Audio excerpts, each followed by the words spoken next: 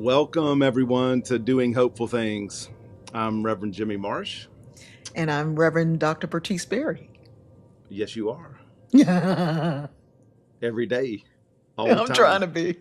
I'm How trying to lucky be. to be, how lucky to wake up and be Dr. Batiste Berry. That's what I think about. Oh, please. You have no idea what that really means. Uh, Well, Mm-mm. I don't want any health issues, but I guess I have to take those if I'm going to be you, wanna.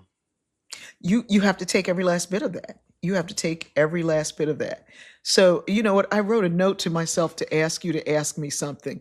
Um, Okay. so I was going to Okay. ask you, Jimmy, where you been? And then you ask me where I've been. You tell me where you been, and then you say where you been.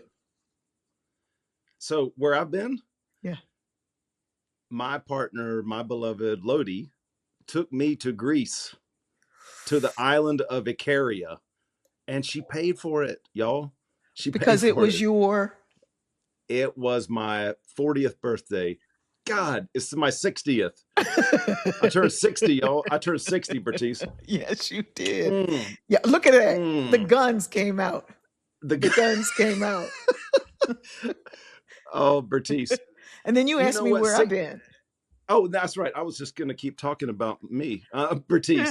You can. Bertice, where have you been? In my skin, when I jump out, you could jump in.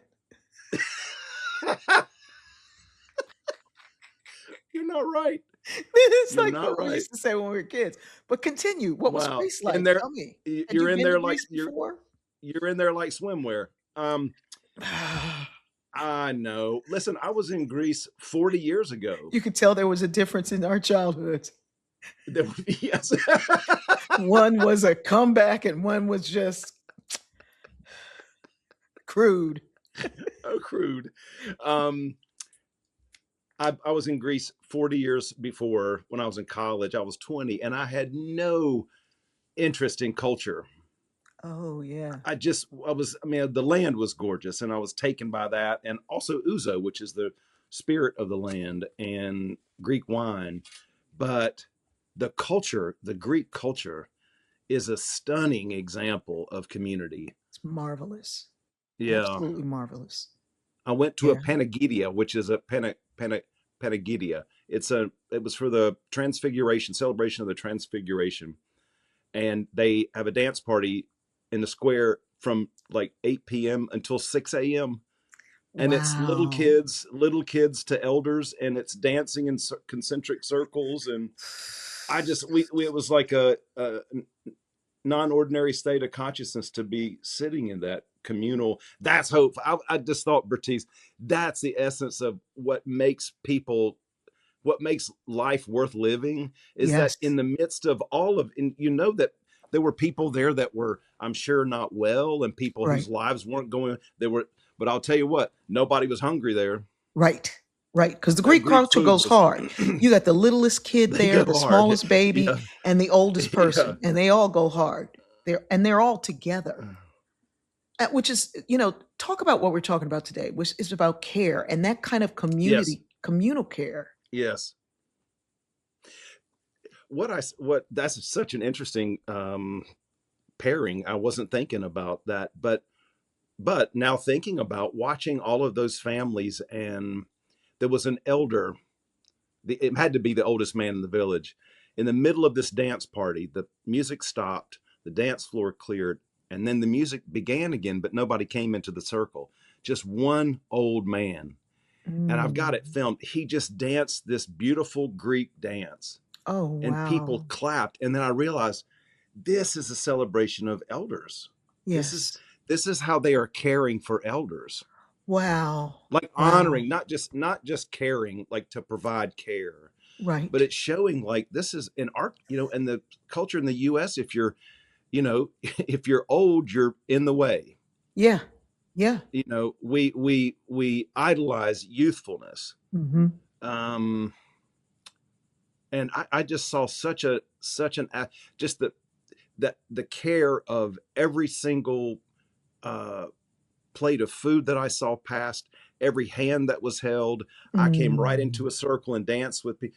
It was so caring. People were so gentle. and so Mm, kind. There was no mm, drunkenness. There was no everybody. There was spirits everywhere. There was no. mm. It was. We were there until we left at 1:30 in the morning, and our host in the Airbnb said, "Oh, you left the next morning." He goes, "Oh, you guys left early." Yeah, that's I was right. like, "How They go long did they hard. go?" And he says, "Till daylight." And Oh I was yeah. like, "Oh my gosh!" Oh So yeah. care. So our conversation. I'm so excited to about our conversation on care and what it Hmm. takes to provide care.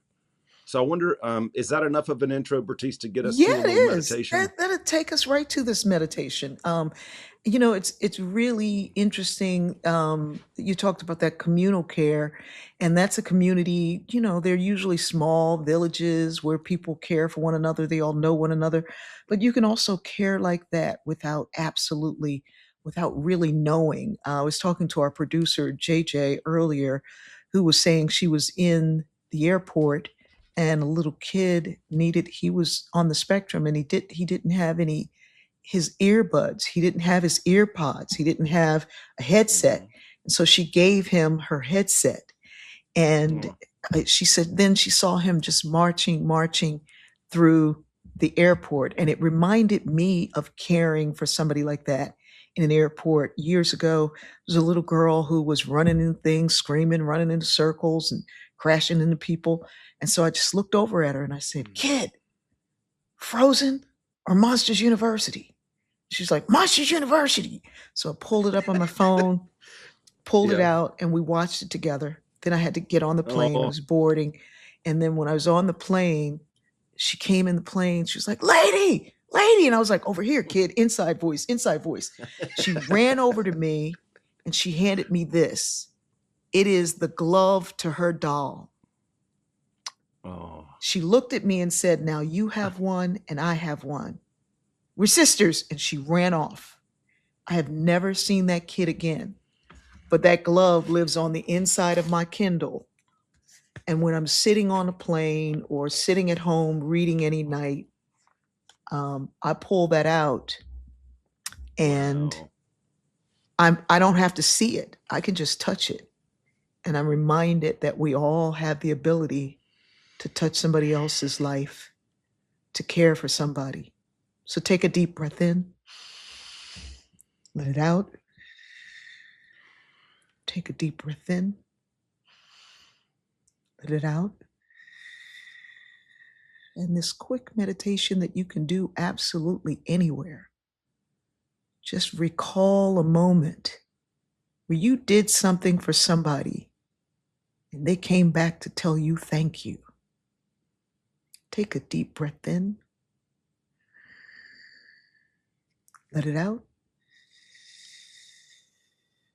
Hold on to the gratitude of that moment. Take a deep breath in, let it out. Take one more big breath in and let it out with an ah. Yeah. I don't know about you, Jimmy, but that always charges my cells to just, when you forget how somebody's gratitude helps us in the moments that are difficult. I still have chills right now. So, Wow. speaking of What a care, story. I'm going to introduce someone who literally wrote a book on caring. Uh, I you can't want wait to? to meet her. I know. She, I did a story uh, um, a little bit ago on 600,000 Black women and how they've been pushed out of their jobs, and starting with the C suite, the executives. And then now it's in every sector you can imagine. It's climbing to 700,000. And I've gotten messages from people all over the world, hundreds and hundreds of messages on a daily basis. And hers was one of them.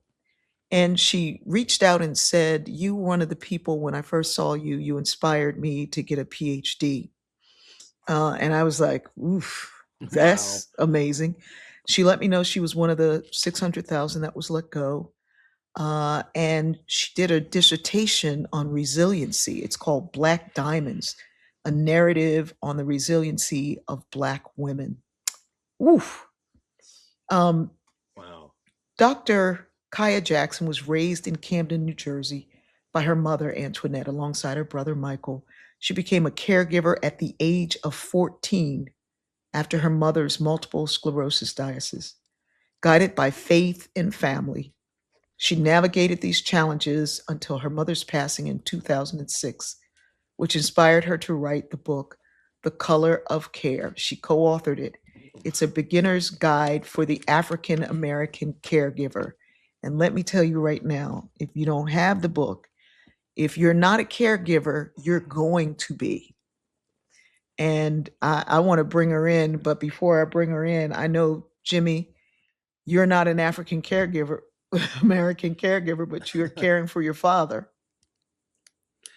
Yeah, my dad, Big Jimmy, had some health issues in December, and thanks be to God, he's better right now. But being with him, I've never spent that much time around my dad since I left home, probably, and going from DC to North Carolina and visiting him and my stepmother.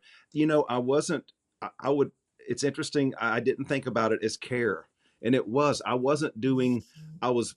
I was taking out the garbage, and I was cooking some meals, and I was looking in on him, helping him get his compression hose on. And I realized this is.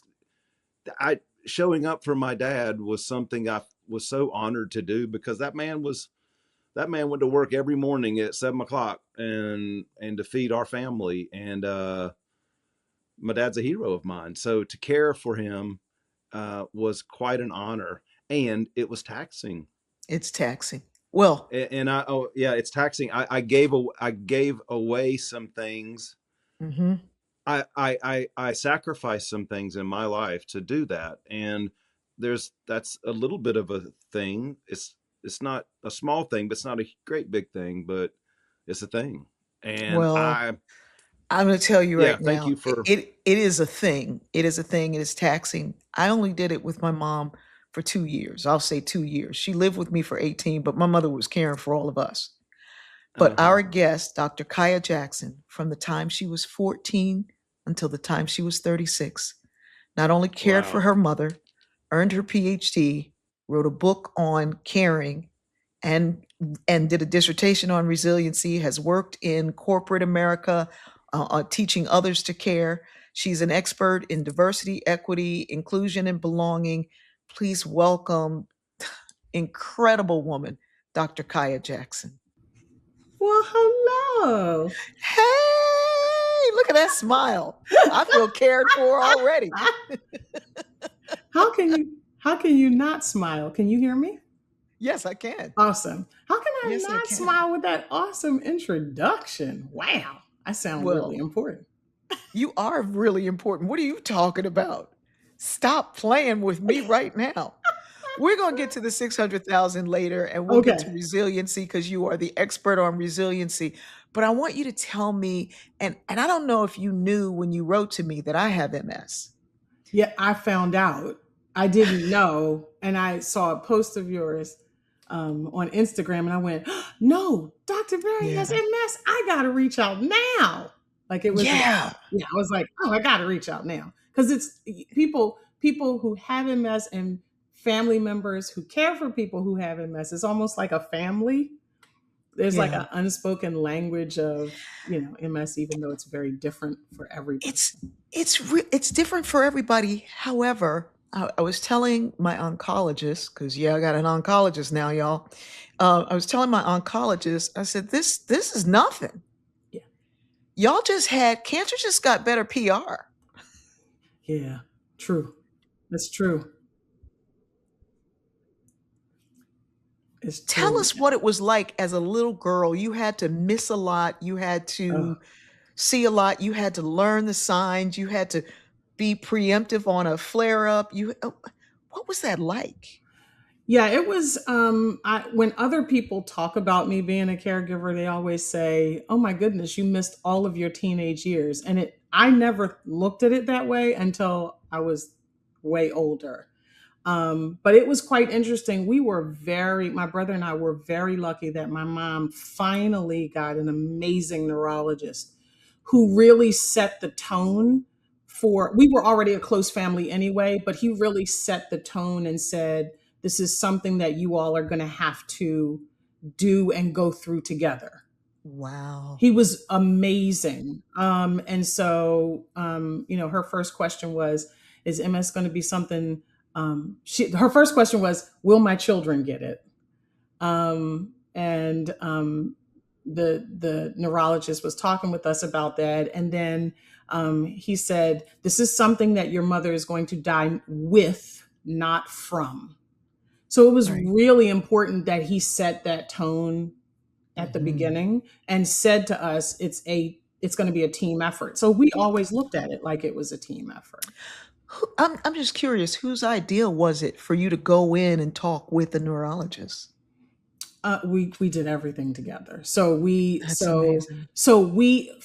Her MS was found at a routine eye doctor visit because my Yep. mom had been falling. She was a walker. And so Mhm. she kept falling, and we went to a routine eye visit, and the eye doctor said, I see something in the back of your eye. I don't know what it is, but I would suggest that you see a neurologist. And had he not said that, we would have not ever really known what was going on. Yeah. So we went to that eye appointment together. We went to the neurology appointment together. We Wow. did everything together. Wow. Hmm. Yeah, and that's the beginning of care, is Yeah. sitting and hearing it and being there Mhm. and being a part of it. Um, Mhm. Unfortunately for me, I hid it for a very long time. Mhm. I didn't tell my kids. I didn't tell my mother. I didn't tell anybody because Really? you know that when you're a consultant and the people knowing what you have means you might not show up. Hmm. And so I kind of kept it. And then there was a part of Hmm. me that was in denial. Yeah. So, so then, saying it out loud, and my daughter was like, I remember one day she was saying to somebody, my mom's had MS for 2 years. And I said, no, it's 17. Yeah. And she was like, wait, what? Right. What? Right. Yeah. So Yeah. it's an interesting thing to hear Yeah. that, you had it, you had that knowledge from the jump. Yeah. Yeah. Yeah. I would imagine that, not having that kind of support is frustrating because all these changes are going on in your body and nobody knows. And Yeah. nobody knows how to pivot to help you because nobody knows. They don't know because you didn't say anything. And then No. it becomes this, well, why is she acting this way? Why is she not showing up? Why is she not right? Why she break her foot, her hand? Right. Right. Why And are then you it was so my accident head. prone? Right. Why, Like, and you know what? It's interesting that you say that. It was a nurse who said to me, yeah, yeah, yeah. Let's talk about all this falling. yeah. And I was like, well, well, getting found Well, out. you see. I want to, I was reading your dissertation because Oh, resiliency and care, as you yeah. discovered, Yeah. and I don't know, I had not seen this anywhere else, but you have discovered this really wonderful thing. And then I'm going to say it and I'm going to shut up and you could talk, and Jimmy, you could Oh, jump in if no. you want. But this is, this is a, this is a discovery like no other. Okay. She opens her dissertation with a quote from Malcolm X. Oh, And it says, the most disrespected person in America is the Black woman. The most unprotected person in America is the Black woman. The most neglected person in America is the Black woman. mhm. Then she finds through qualitative research that it is the crap that we go through, that stuff that Malcolm said, that makes us the most resilient and the best carers that America has. So getting rid of us is not in anybody's best interest. Can you talk to us about that connection between our struggle, our resiliency, and our ability, our empathy, and our ability to care. Yeah, it was really important to me to make a comparison that I knew I was writing for more than just academia. So it was Yeah. really important to me to make um, comparisons that I knew anyone could understand, right? And so I said, oh, well, the process that Black girls and women go through is the same process that diamond gemstones go through. And people all know the four C's. So let me just put them together. And so I put them together, and then all of the work in my dissertation is quite intentional. So every quote at the beginning of every chapter is done by a Black man, Yes. particularly so that there could be shown this support, even in um, language about how they see Black women and their resilience in all areas of what they do. So, and the root of where that resilience comes from. And so it was, when I think about my caregiving journey, people ask me all the time, do I think that my caregiving had anything to do with my work, in DEI or my work in corporate America? Because you have to be quite resilient to work in corporate America as a woman, a Black woman. Um, I say all the time, when you're a 14, 15, 16-year-old caregiver, you have to talk to adults and you have to make them listen to you. Mm. And you have to deal with a healthcare system as a child and make them Mm. listen to you. And so that's where sort of that resilience comes from, is, that's how they all kind of tie together. This, I want the four C's and the diamond. Yes. Give it to us. Okay, so they start off in an intentional order. So color in this work is first because it speaks specifically to the challenges that Black girls and women have, particularly in my dissertation, to get into college and to be able to get in and then graduate and be done through their to get their degree. So color is first, to just kind of set the scene of what are the particular differences, because people think, oh, well, there are really not that many, but there are actually a lot. The second C is uh, carat. So carat is the diamond's weight. So what is it that Black women carry? What are the weights that they carry from this particular area to do amazing things and graduate from college? Oof. The second one is clarity. So within the diamond, there are inclusions, right? Inclusions are the little markings of things that get left in the diamond, and so Mhm. those are compared to what Black girls and women deal with that no one sees, right? Black diamonds themselves are full. The reason why they're Black is because they have so many So many cuts. inclusions and things internally. And then the Mm. last thing is cut, which speaks to, okay, we have all of this information.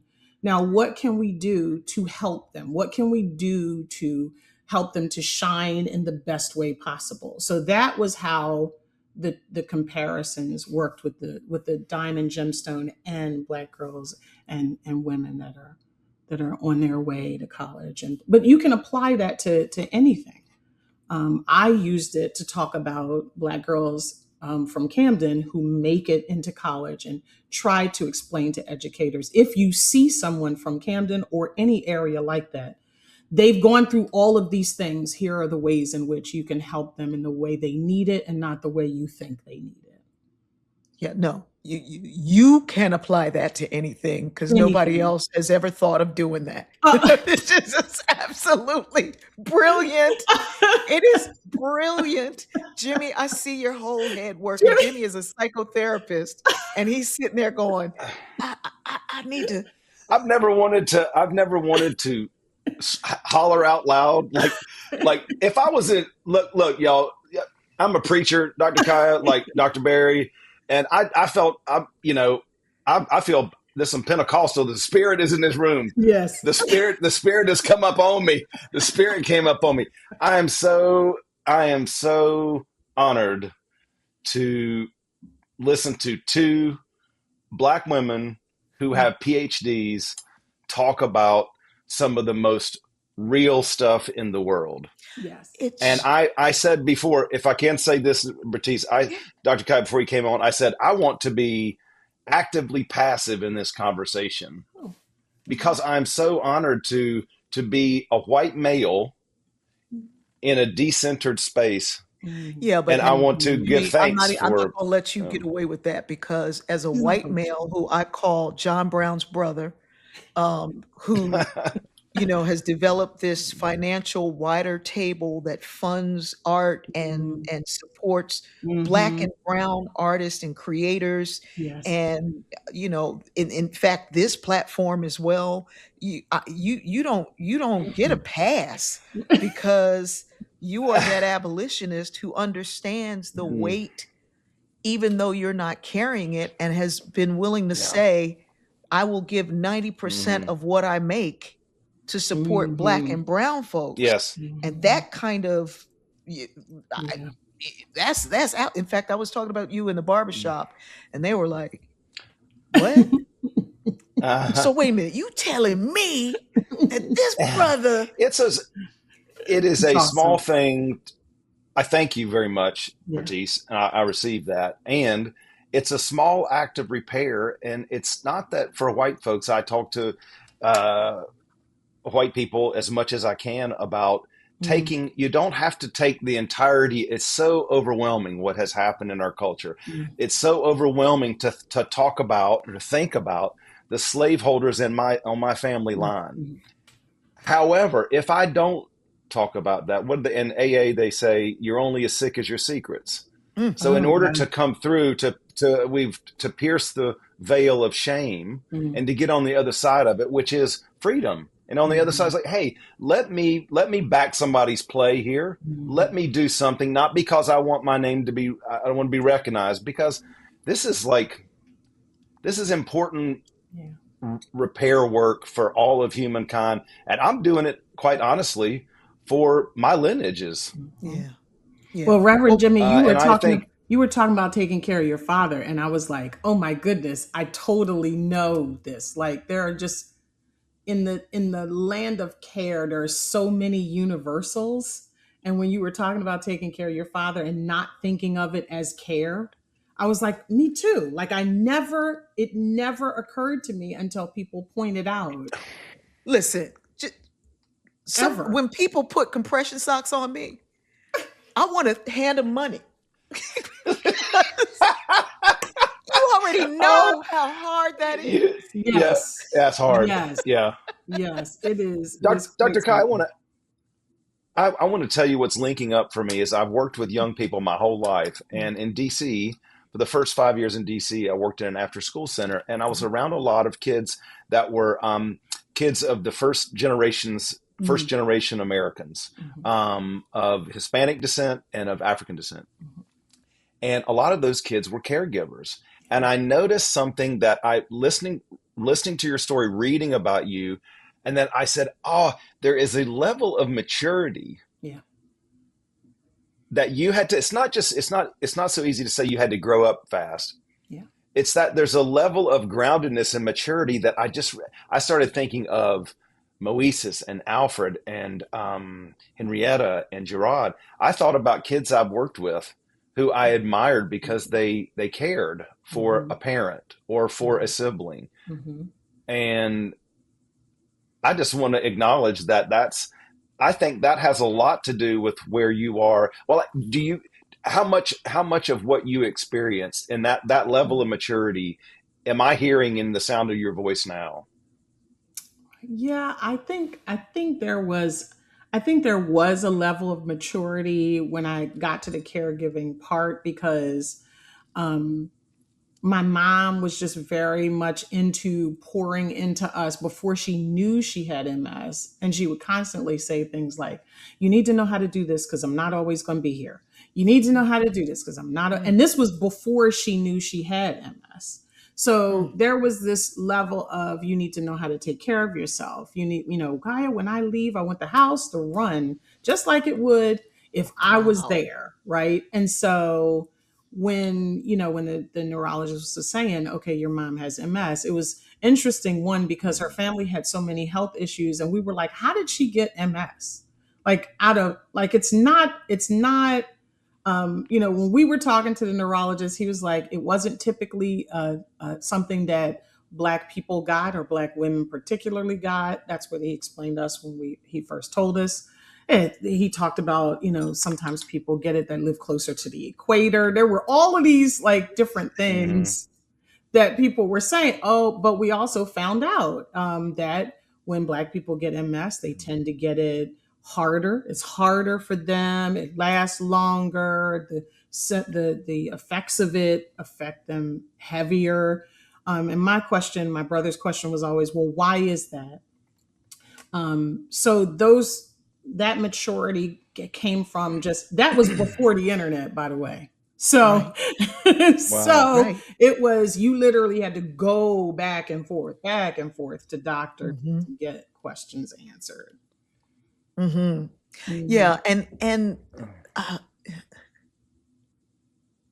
there are so many things I want to say about just about that, and Mhm. the Mhm. support groups that exist. Even Mhm. it's an interesting kind of dynamic. And I Mhm. remember somebody saying, well, we're having an MS walk, and I was like, really? Yes. Yeah. Really? So you're going to do the thing that we can't do? The disease is Oh literally God. I measured by know.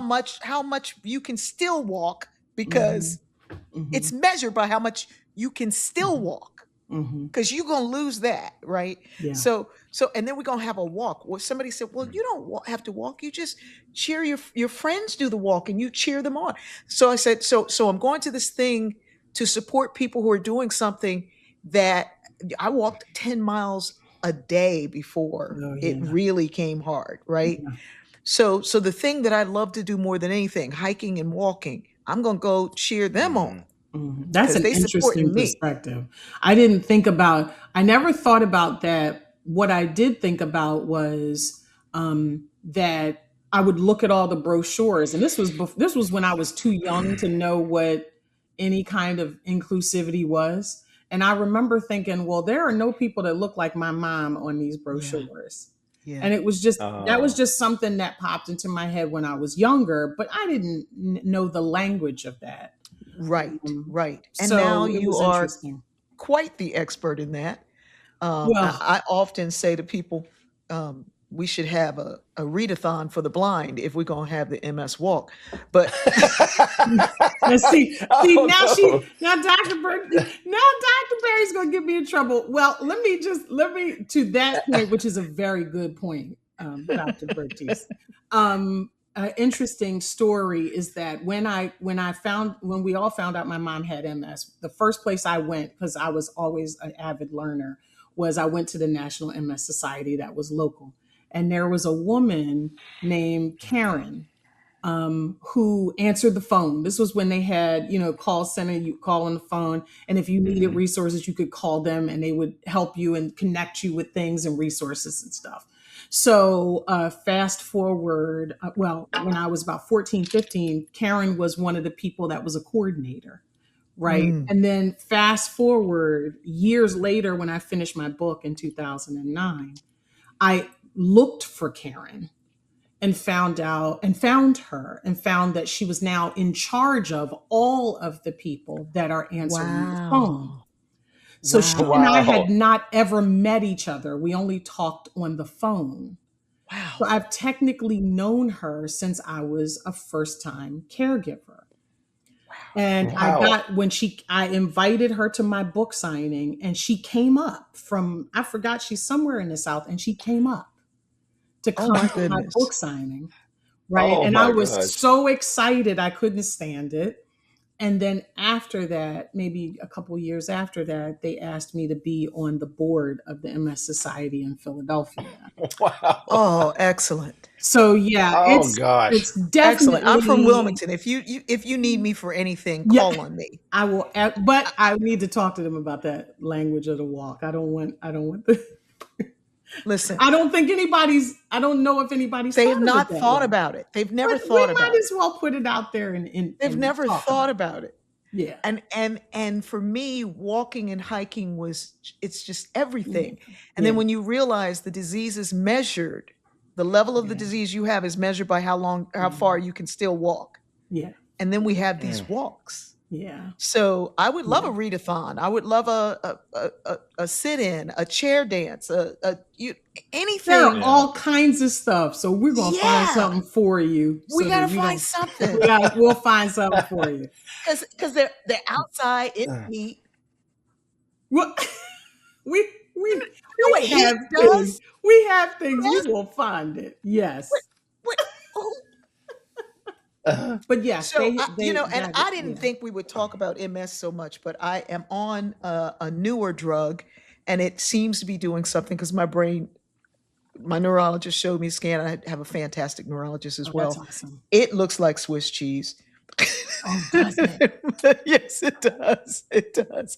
However, Wow. however, God is amazing, right? Yes. So, um, and I hadn't thought about it, but our producer, I'm sure, will be asking me the name of that drug so that she can contact them to sponsor this segment. So this episode, it's just- I know she will, and then I'll say everything there is That's to say about it. fantastic. I will name it Yes. out loud. Yes. So, When Dr. mama Bertice, your Swiss cheese brain is is amazing. compared to mine. It's just, come on. It's I'll take your amazing. Swiss cheese. Yes. I'll No. take your cheese. you wouldn't Yes. take it after 4 o'clock. I'm telling you. So, Okay, well that might be In the heat. that might be true Yes. yeah, and in the heat. I went Yes. outside the other day and it was 109. Mm-mm. And I didn't know where I was going. I was like, "Bye, I'm going home."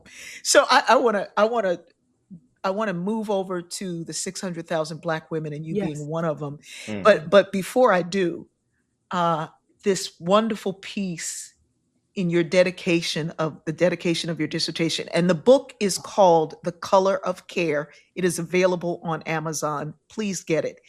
If you are not a caregiver now, you will be a caregiver and you will need care. It is not only inspirational, it is informative, it is all of the things. So, but I love this connection, and I really want you to write a piece, to do a piece that intentionally ties this connection for America now, Mm. to understand that the weight of our diamond, because of all of our inclusions, is the thing that has given us a perspective that other people will not have, so that they can understand that getting rid of us is the last thing America needs to do, but can afford to do. But there's a piece in the dedication to your mother where about Job, the story of Job. Tell that story, please. So when we were younger, my brother and I would always say to my mom, "Oh gosh, our life is so hard. Why is it so hard? Everything is so hard, and we don't have, and we don't, you're a teenager and you're going on and on about all the things you don't have." And we told her that we felt like our Jackson family symbol was Job.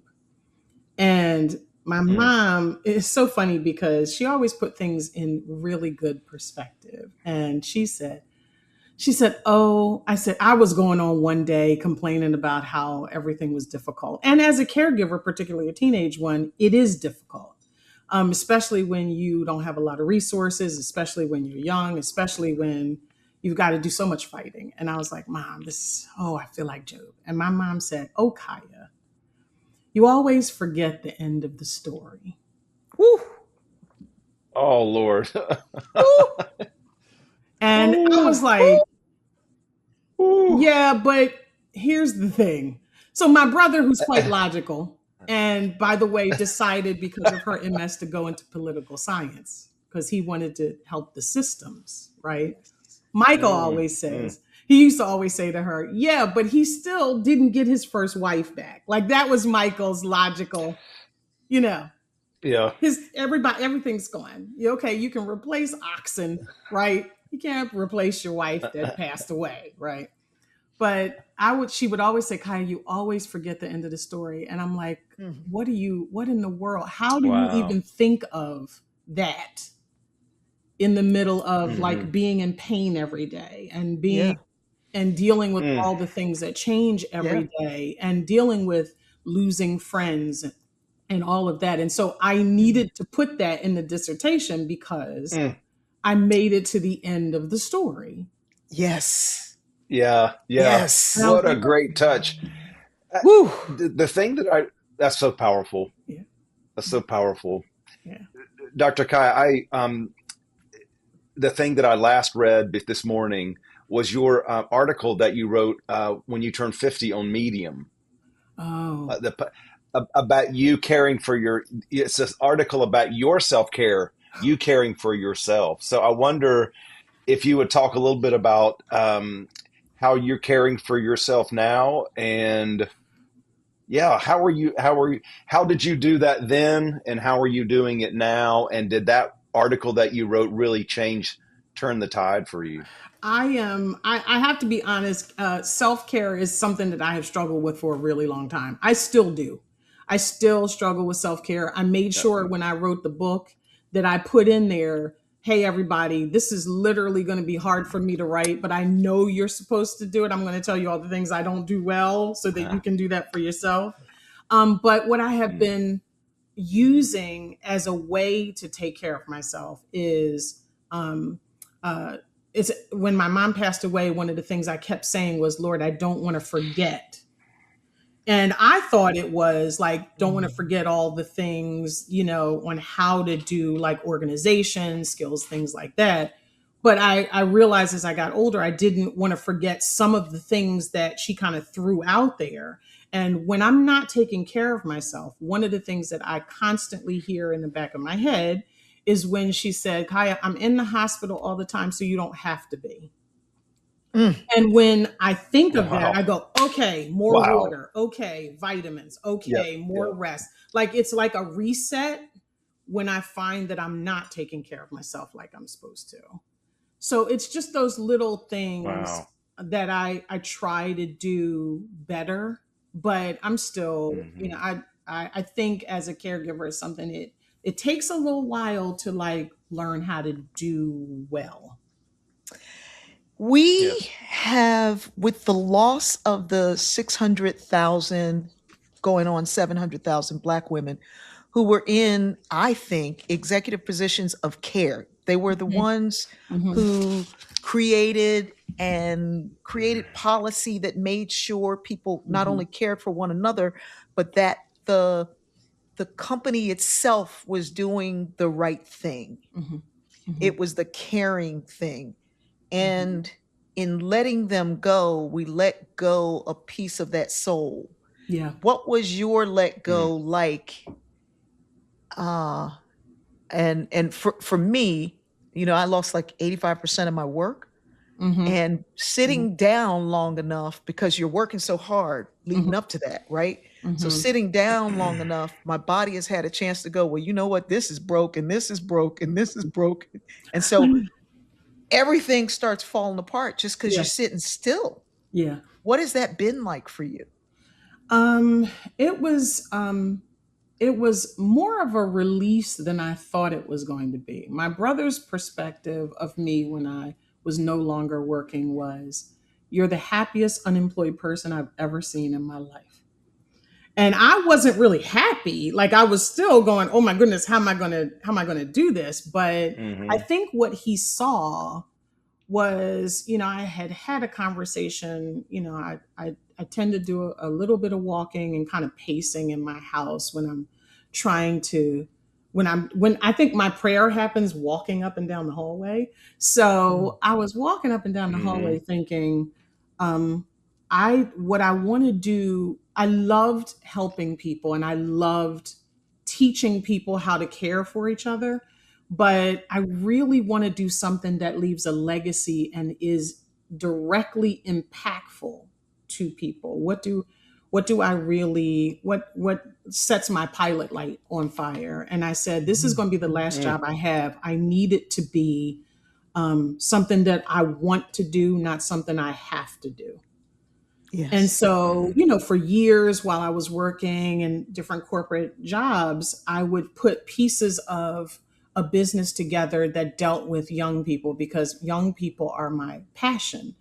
Anytime I was frustrated at work, I would focus on something that dealt with young people. And I was like, you know what? Let me just take a look in the computer and see what little pieces I put together. And I had no idea that in there I had a business name, a logo, 90% of a business plan done. I had already paid the domain for 10 years. I had already, like, it was literally like, Kaya, over here. Right? Like, it literally was like, and I went, oh, Yeah. I didn't know. Oh, I can just, Wow. oh. So I said, okay, I'm going to, so I started the Urban Butterfly Effect, Yes. which is Wow. literally helping young people, first gen young people, prepare them for the workforce in a way that is actionable and immersive. So every young person knows they're supposed to network. Every young person knows they're supposed to like have a good brand, but they typically don't always know why, and they typically don't know how. Mm. So I figured I would do that. So I redirected all the work and knowledge and inside baseball I've learned in the corporate space and said, okay, I have done the hardest work I could do to make every company I worked for look amazing.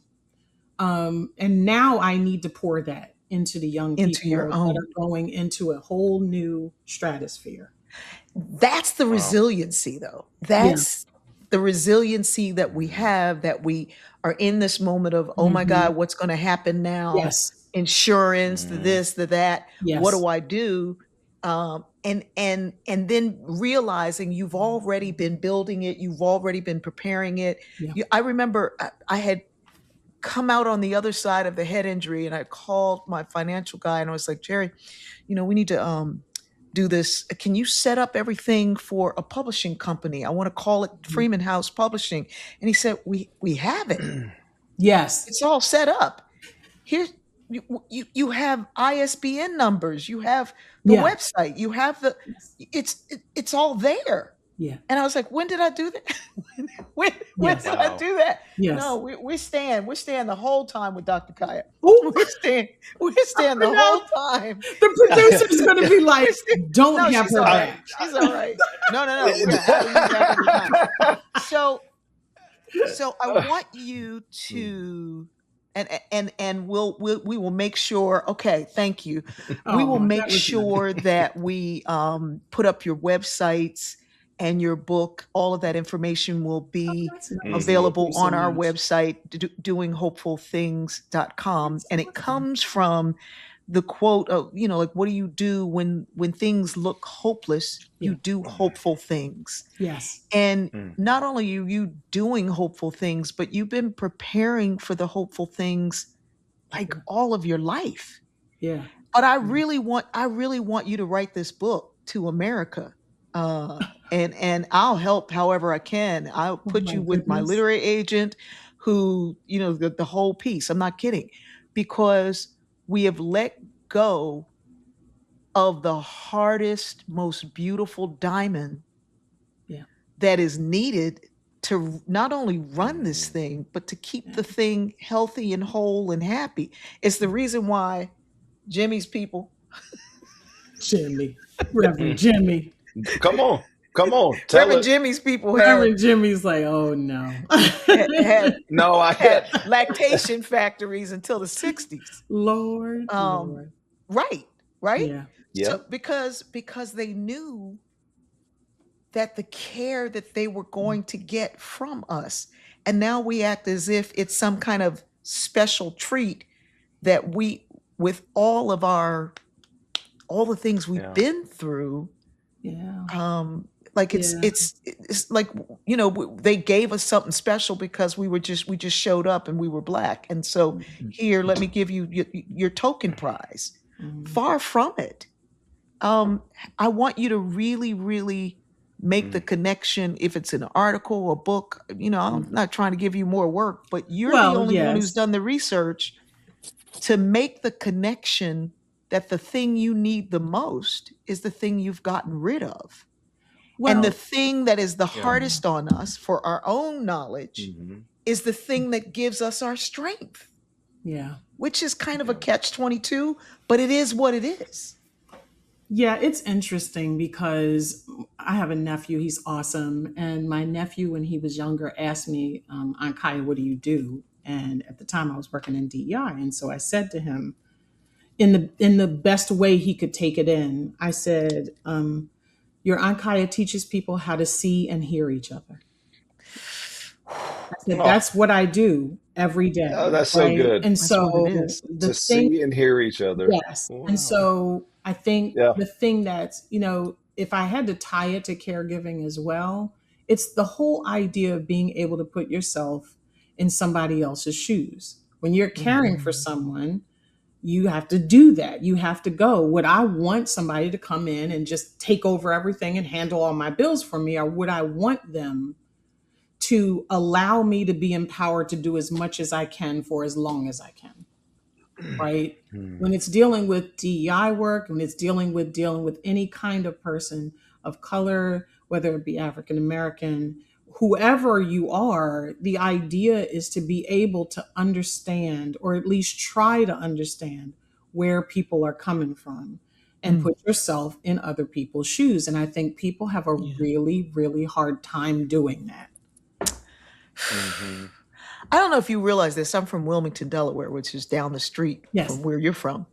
And I noticed you're in the links. Do you know Dr. Joan Coker? I think She's with Delaware. She's in with, I think Yeah. she might be, yeah. Delaware, That's one of my yes. sisters. Yes. Her mother is my godmother. Oh, that's awesome. Yeah. We've got Wow. connections and all kinds of wonderful things. We have just launched on our platform Hopeful Learning, Mm. and we have decided to do what we can do to Mhm. move things and to engage people Mhm. and to right now the only course on there is one that I've been doing, Speaking to Be Heard, but we Mm. would love to invite you to Oh, be wow. one of the educators on that platform. And these crazy guys are like, let them keep all their money that they earn from it. Just do the whole thing. Yeah, that's right. We gotta do it. Okay, John, put the axe back. With But Exactly. No, but we're gonna do you it. have We're gonna so do it. many things Yeah. that we all need to learn, Mm. myself included. So many things. Yes. What are the lessons that everybody can take away from not only caring but resiliency and that butterfly effect? Because Mhm. I one of the things that one of the places that I really would like you to be is in healthcare scheduling and teaching. I know. Oh, I know. Wow. I was doing it when there was, what was it called? It wasn't an iPhone. It was something else. Blackberries. I had all Yes. my mom's Uh-huh. applications in my Blackberry. It was crazy. Yes. But if you could, the same thing those young folks need Yes. is what the folks who work on the other side of that Yes. need in the workplace, Mhm. right? Yeah. In how to hear. It's the same as DE&I. Mhm. It's how to hear Yes. what people are actually saying Yes. and how to respond to what Yes. you heard. Yeah. Because we don't every job is on the job training. Yes. But the Mhm. stuff that you need the most is that piece that you're teaching with the butterfly effect. Mm-hmm. What is it that you want us to know right now in this moment that is hopeful? Mm-hmm. You are clearly doing all the hopeful things. What is the thing Uh-huh. that our listeners and folks who are participating in this podcast, what is it that they can do Mm. that is hopeful if they're caring for somebody or need to be cared for? What is that Mhm. hopeful thing?